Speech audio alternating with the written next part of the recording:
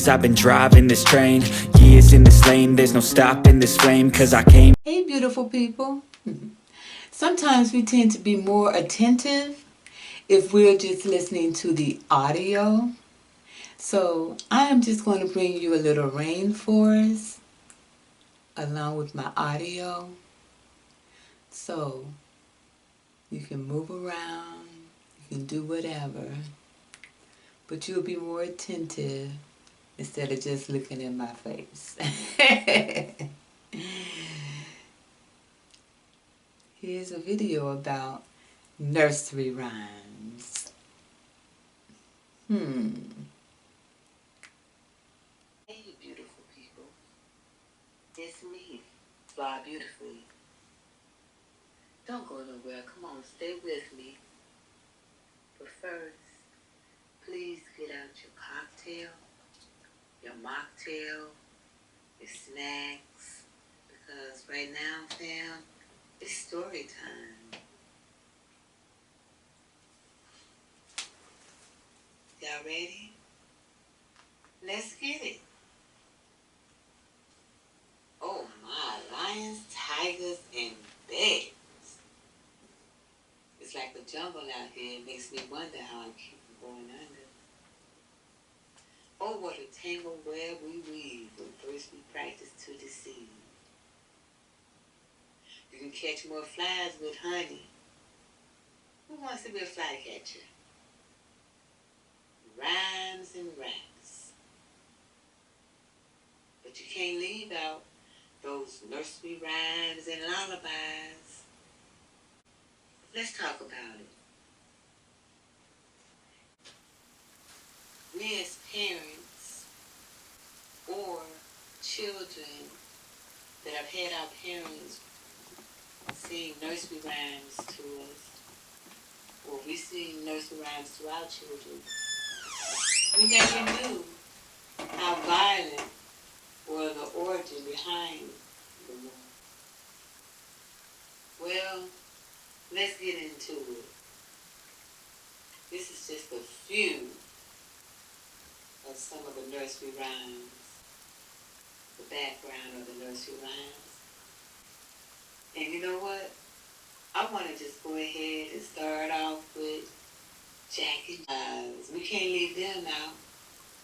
Like Jack and Jill, Snow White, and the Seven Dwarfs. How about Hansel and Gretel, Little Red Riding Hood, the Three Little Pigs, the Bears, Humpty Dumpty, nursery rhymes, This Little Ring of Mine, Here We Go Around the Mulberry Bush, Rockabye Baby, that was a popular one, Eeny, Meeny, Miny, Moe.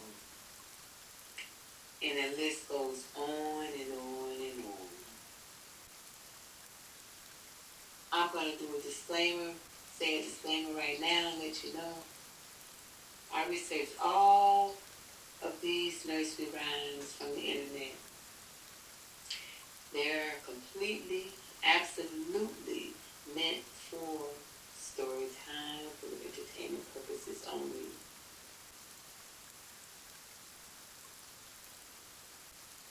As a retired criminal justice professor, I am and have always been intrigued by nature, particularly human nature.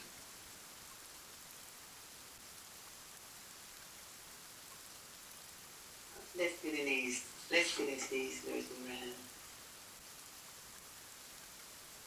Y'all remember Bye Bye Black Sheep? Bye Bye Black Sheep had beauty wool. That was brought out in 1731. But you know what? What baby wouldn't be sued by this old rhyme about sheep? But only if your baby knew the real origin around that nursery rhyme. Allegedly, this nursery rhyme is about the medieval wool tax implemented under King Edward I, whereby he received a third of the profits per sack. Thus, having 3 bags of wool meant that one of those was for the king. Additionally, black sheep wool was less lucrative because it couldn't be dyed and therefore fetched a lower price. Shall we talk about Rubber Dub Dub, 3 men in a tub? It's actually supposed to be about 3 maids in a tub. The limit was about popular attraction at traveling fairs, where a peep show where people would watch women bathe and then enjoy each other's company. The butcher, the baker, and the candlestick maker were among the voyeurs looking on. Later, the Victorians called themselves cleaning up, and they changed the words to put the 3 men in the tub.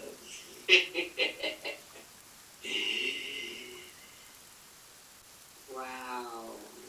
And you know that we cannot forget Jack and Jill. Songs have been made about Jack and Jill. Jack and Jill was brought about in 1765. Originally, Jack and Jill, this rhyme is supposed to tell the story of King Charles I and his attempt to implement a liquid tax reform. But apparently, Jacks and Jills were units of measure. After Parliament rejected the tax, Charles reduced the volume of these measurements because he was petty and couldn't handle defeat. And you know that one popular one came about in 1744. London Bridge is falling down. London Bridge is falling down, falling down. There are so many possible origins of this popular rhyme, but the most likely one is that the Vikings sang in 1014 when they attacked the bridge. Allegedly, Vikings sang variations of the song during many of their conquests. It was said that they were petty. Isn't that something we're still using that word today? It said that they were petty, and that's why they did it. Other people suggested that the bridge is protected by a fair lady who was actually, you have to be careful of the things you say on YouTube, the words you say. So a fair lady who was actually a blank sacrifice. Some believe that many children were walled into the bridge and left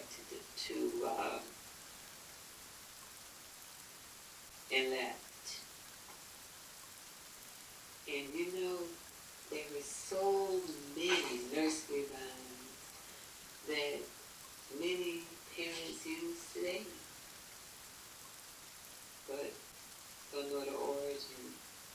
How about that doggone ring around the rosy? And if you notice the era in which these nursery rhymes were made. Ring Around the Rosie was 1881.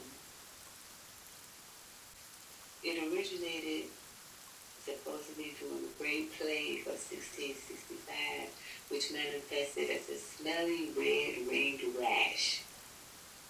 Additionally, to hide the smell, infected people would carry flowers.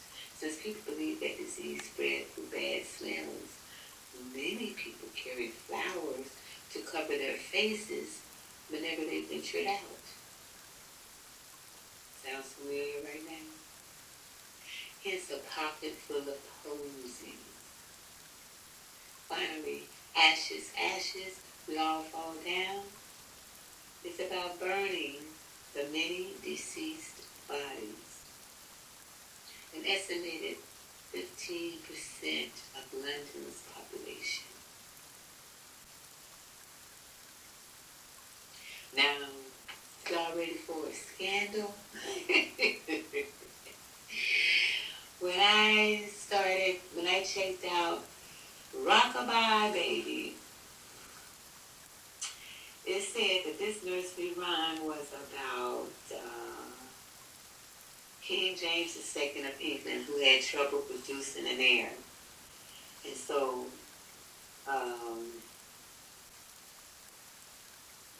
I am not going to give you the whole sentence, but perhaps you should fill in the blank.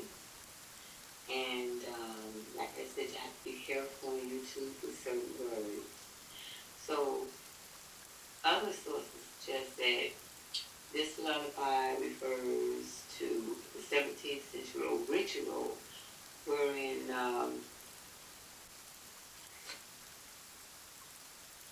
would say blank babies were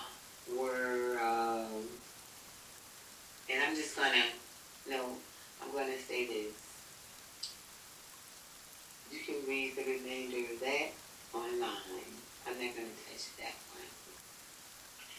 Eeny, meeny, miny, moe. Remember that? Eeny, meeny, miny, moe, catch a tiger by his toe.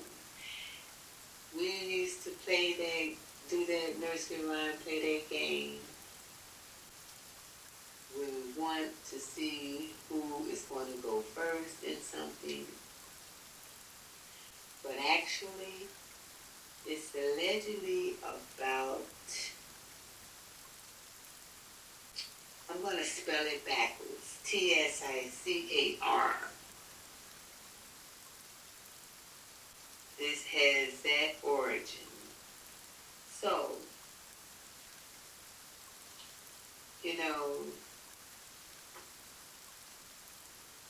this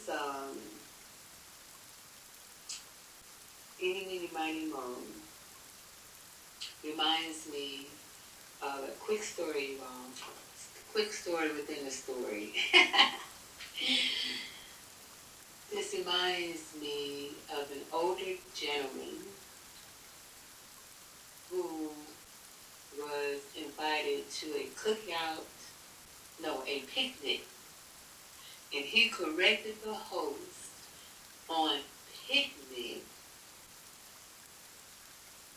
and said, if it's a cookout, I will attend, but I will not attend if it is a picnic. Eeny, meeny, miny, moe. The tiger in there was actually said to be a slur. And it's said to be the only nursery rhyme that used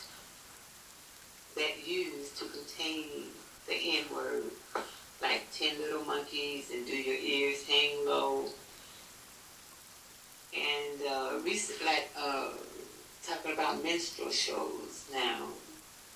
But those were different things that were used to mock black people for entertainment. The same thing goes for some of the nursery rhymes, or whatever you want to call them, Jimmy Crackhorn, Camptown Races, Old Susiana, things like that.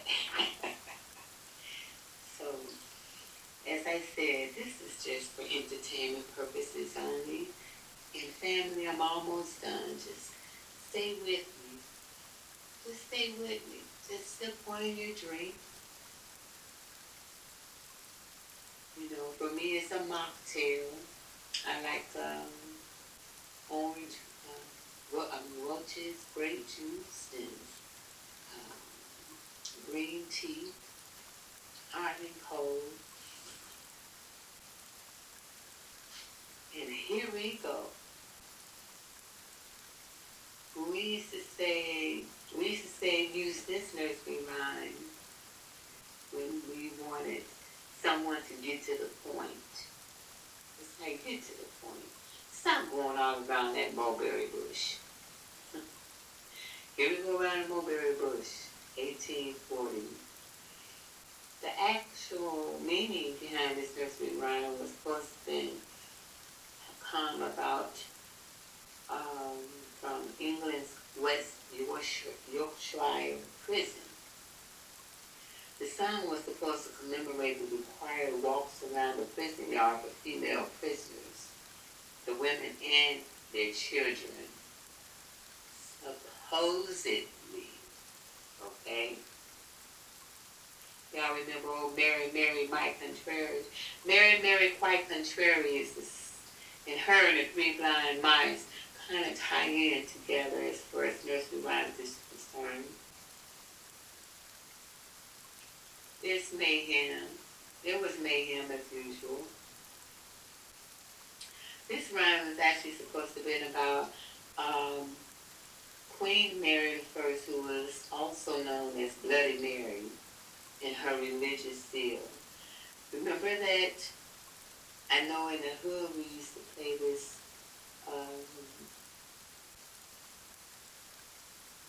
thing, especially during Halloween, the scary little moment during Halloween time. Bloody Mary, where you look in the mirror and you say her face 3 times and she's supposed to appear. Well, this one, as I said, is supposed to be about the Queen Mary I, who was also known as Bloody Mary. She was supposed to have executed hundreds of Protestants during her reign, and as a matter of fact, silver bells and cockle shells in the poem are actually names for medieval torture devices. I would say that she was a bit more contrary, but three blind mice might also be about Bloody Mary and 3 Protestant bishops who had burnt at the stake for heresy. She had them burned at the stake for heresy after they tried to overthrow her. Excuse me. How many of y'all remember Georgie, Porgy, Puddin' Pie? Kiss the girls and make them cry. Kiss the girls and make them cry. Who was that? MC Light? Also, what was his name? I could see his face. He was married to Halle Berry. Georgie Porgy. Some believe that Georgie Porgy was actually George Villiers, the first Duke of Buckingham. See, the Duke had a long and lucrative affair with James I.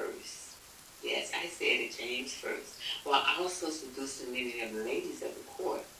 But after kissing them and making them cry, he ran to the king for protection and avoided an inevitable duel that would have followed. Meanwhile, James I, he continued to bestow court appointments upon him, increasing his power and influence. The king even dissolved Parliament twice to keep them from impeaching Villiers. Eventually, he was assassinated by political rivals. But I had to stand this ingenious. No, cut that part out. And there you have it. He was eventually assassinated by political rivals, and there you have it. So the next time you find yourself humming a childhood tune, remember that it's probably about political intrigue, murder, and disease, unfortunately. I just wanted to share those with you and let you know. So many nursery rhymes have popped up in my head because one of my favorites that I used to sing to my oldest daughter was, what's that song? Mockingbird? The Mockingbird. And I have not looked up its origin, but yes, if the mockingbird don't sing, Mama's gonna buy you a diamond ring. If that diamond ring turns to brass, Mama's gonna buy you a looking glass. All of that. But that was 45 years ago. So the next time that you sing your child a nursery rhyme, think about this video. You all have a blessed, wonderful day. Remember, this is only for entertainment purposes. Stay blessed.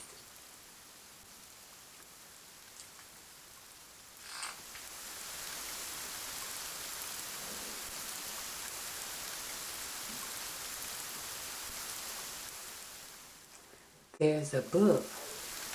It's not a nursery rhyme, but it is truly, truly entertaining. It's called A Taste for You by Jazz. Available at Amazon and Author House Publishing Company, AUTHOR House. This book will